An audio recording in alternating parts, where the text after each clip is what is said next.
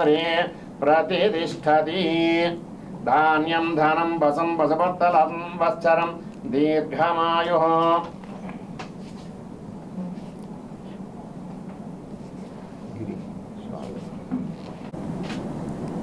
ఈరోజు TTD chief vigilance and security ఆఫీసర్గా charge తీసుకోవడం జరిగింది.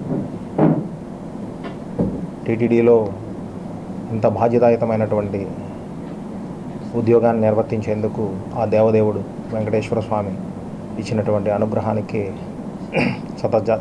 సదా నేను కృతజ్ఞతాబద్ధుడను.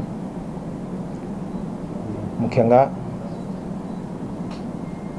ఈ ఉద్యోగానికి నేను యోగ్యుడనని భావించి నాకు ఈ అవకాశాన్ని ఇచ్చినటువంటి గౌరవ ముఖ్యమంత్రి గారికి, గౌరవ ఉప ముఖ్యమంత్రి గారికి, గౌరవ చీఫ్ సెక్రటరీ మరియు గౌరవ డీజీపీ గారికి అందరికీ కూడా హృదయపూర్వక ధన్యవాదాలు తెలియజేసుకుంటున్నాను. ఇదివరలో ఇక్కడ డిఎస్పీగా, అడిషనల్ ఎస్పీగా పనిచేసినటువంటి అనుభవం ఉండడం వలన ఇక్కడ ఉన్నటువంటి పరిస్థితులని అవగాహన చేసుకోవడానికి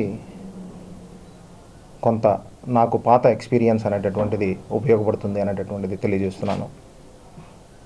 అలాగే గౌరవ చైర్మన్ గారి ఆధ్వర్యంలో ఉన్న బోర్డు మరియు గౌరవ ఈవో గారు, గౌరవ అడిషనల్ ఈవో గారు ఈ మధ్య కాలంలో, ఇటీవల కాలంలో తీసుకున్నటువంటి అనేక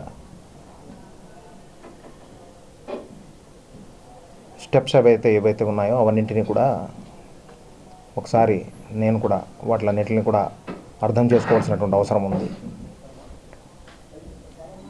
ముఖ్యంగా భక్తుల యొక్క భద్రతకు సంబంధించి, అలాగే టీటీడీ ఎస్టాబ్లిష్మెంట్స్కి సంబంధించినటువంటి భద్రతకు సంబంధించి ప్రత్యేకమైనటువంటి దృష్టి అనేటటువంటి దాన్ని పెడుతూ శతాబ్దాల నుంచి ఇక్కడ ఉన్నటువంటి ఆచారాలు, అలాగే సెక్యూరిటీ ప్రోటోకాల్స్కి సంబంధించి వ్యవహారాలు అన్నీ కూడా వాటిని పాటిస్తూ మరింత మెరుగైనటువంటి భద్రతా ప్రమాణాలను ఎలా తీసుకురావాలనే విధంగా పనిచేయడం జరుగుతుంది.